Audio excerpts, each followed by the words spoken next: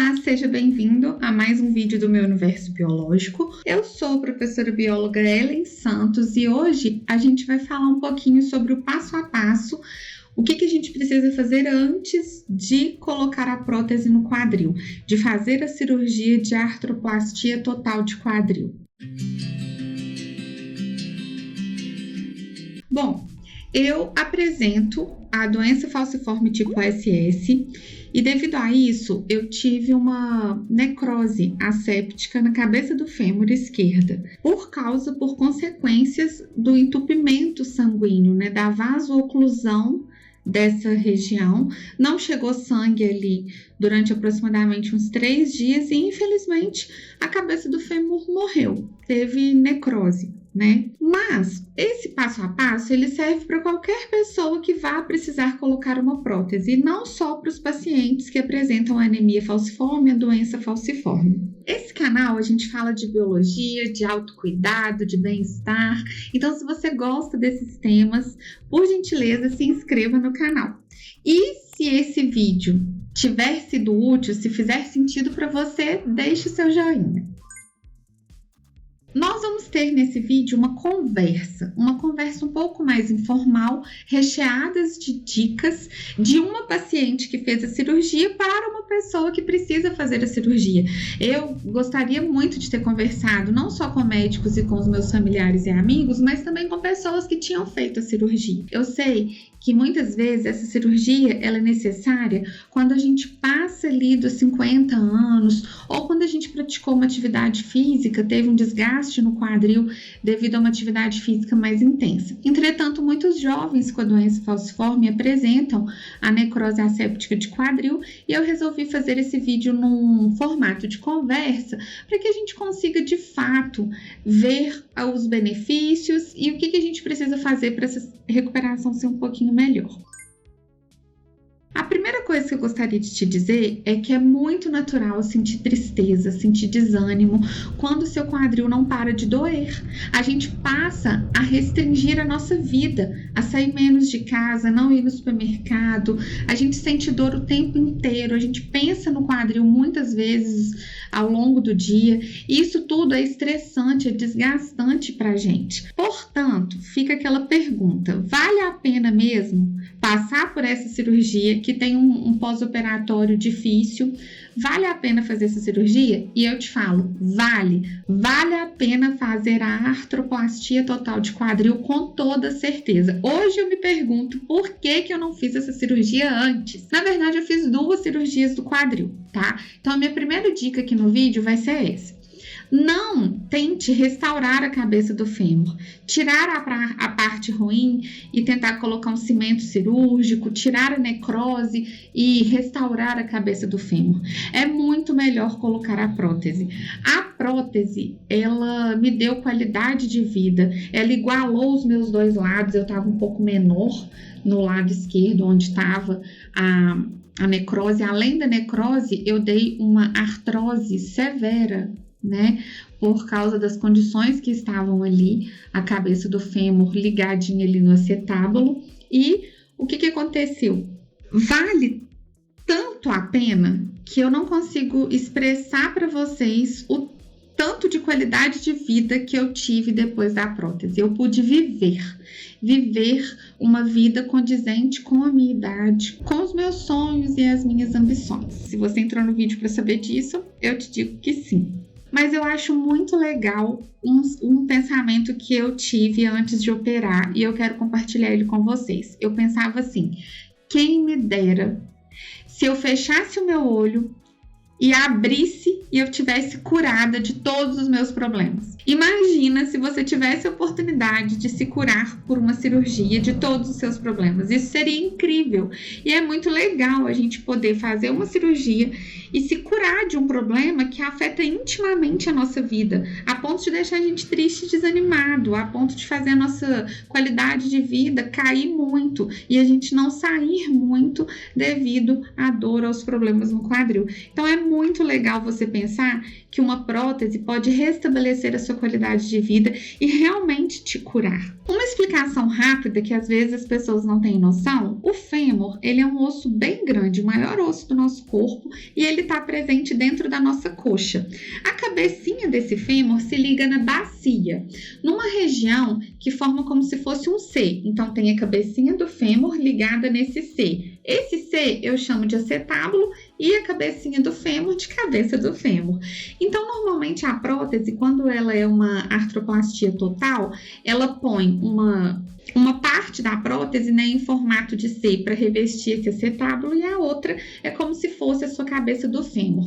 Por que eu estou te explicando isso e por que isso é importante de você entender? Que a partir do momento que você não tem mais a sua estrutura óssea natural, que estava muito deteriorada e machucada, e que você substitui ela por uma prótese, você vai ter movimentos.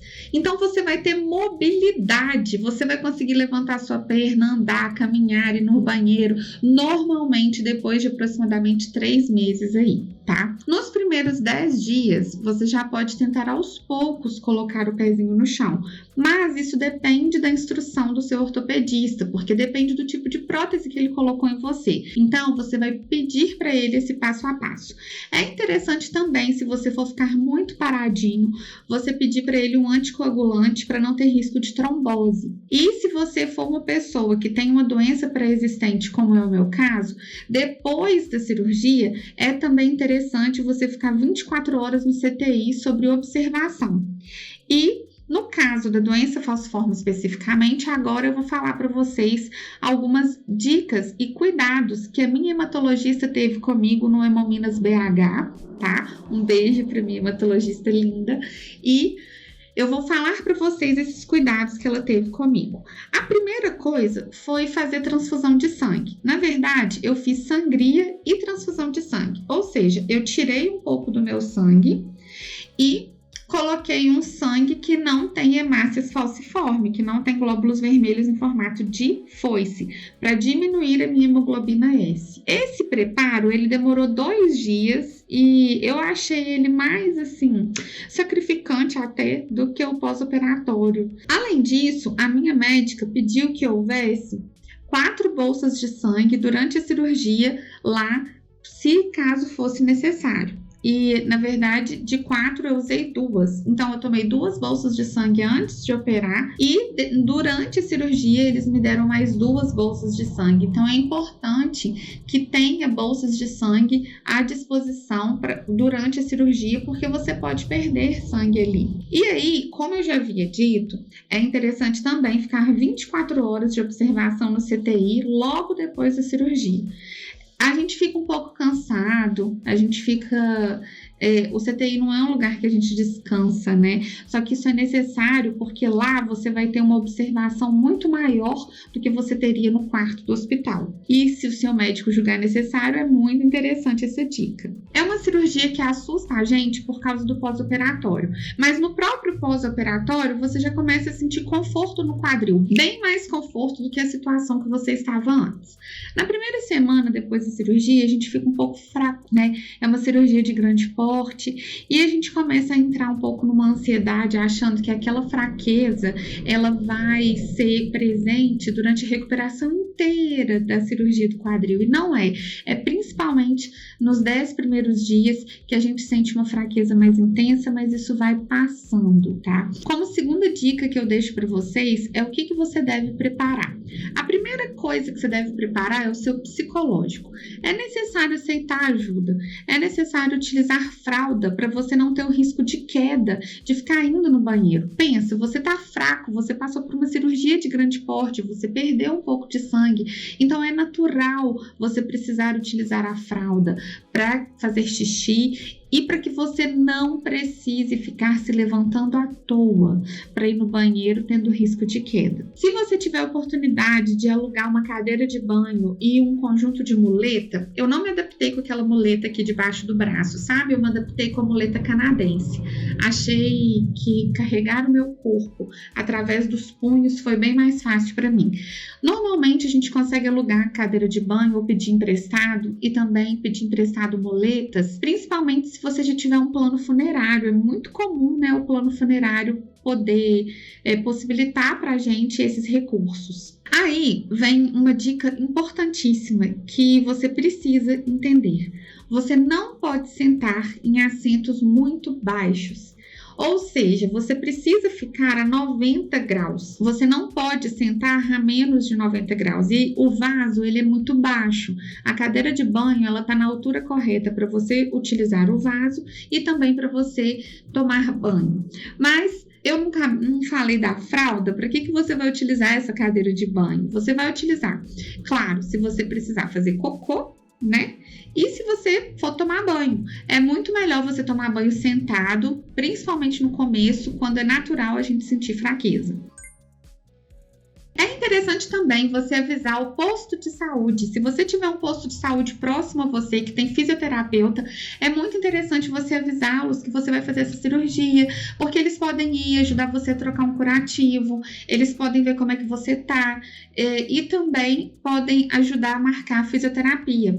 É interessante começar a fisioterapia rápido. Eu fazia alguns movimentos por conta própria que eu também vou mostrar para vocês. Eu recomendo também que você fique vendo alguns conteúdos felizes no YouTube, você veja filme, série, tudo que você puder para colocar coisas boas na sua mente. Nada muito triste, dramático, pesado. Se você aguentar receber visitas para distrair você um pouco, assim que você coloca a prótese, você já percebe uma melhora da dor. Entretanto, como você fez uma cirurgia de grande porte, é natural que você tome analgésicos mais fortes, como, por exemplo, o tramadol, a morfina. E esses remédios, eles fazem uma prisão de ventre. Então, eu demorei 7 dias para conseguir ir no banheiro e fazer cocô. Eu te falo isso sem a menor vergonha, porque eu acho que isso pode acontecer com a maioria dos pacientes. E acaba que isso deixa a gente um pouquinho assim preocupado, mas isso é natural. Toma mais suquinho de laranja, coma mamão, leite com aveia ou aveia, ingira mais coisas com fibra para você conseguir ir logo no banheiro. Mas é natural não conseguir fazer cocô nos primeiros dias da cirurgia, tá? Só o xixi da fralda mesmo. Se você nunca fez uma cirurgia na vida, quando a gente toma anestesia geral, é como se a gente tivesse fechado o olho e aberto. É muito interessante isso. Dessa forma, não precisa ficar com tanto medo, apavorado, achando que você vai ver a cirurgia ou algo do tipo. É muito interessante a anestesia geral. Ela realmente deixa a gente com a sensação de tempo completamente diferente. E é literalmente você fechou o olho e abriu curado. É uma forma de se pensar. É muito bom antes da cirurgia a gente fazer as nossas orações, a gente conseguir se conectar com a melhora da qualidade de vida que a prótese vai trazer, né? A gente ter ali um momento de pensar que tudo vai se resolver. E quando a cirurgia acontecer, que seja a melhor coisa para você naquele ano, como foi para mim. Por isso eu trago aqui dicas e o pós-operatório, ele é difícil, mas ele não é impossível. Eu achei pior ficar com a dor e tentar viver com ela, mancando, não aguentando fazer as coisas, do que o pós-operatório. Porque o pós-operatório, cada dia você fica melhor. E antes da cirurgia, cada dia, na verdade, você está se sentindo pior. Por isso que faz muita diferença para melhor na qualidade de vida colocar a prótese. Eu espero ter te ajudado com esse vídeo. Eu ainda vou fazer mais um com os exercícios que eu fiz deitadinha na cama, tá? Como que eu deveria sentar, o que não pode e o que pode fazer. Esse aqui foi um passo a passo, um bate-papo com você para tentar te ajudar, te animar, mesmo que eu tenha falado umas coisas que não são tão fáceis, mas eu prefiro que você tenha verdade, né? Que você lide com ela, mas a prótese vale muito a pena. Obrigada, eu sou a professora Ellen Santos e eu te vejo em mais um vídeo aqui do MUBI, às 19 horas toda terça-feira. Tchau!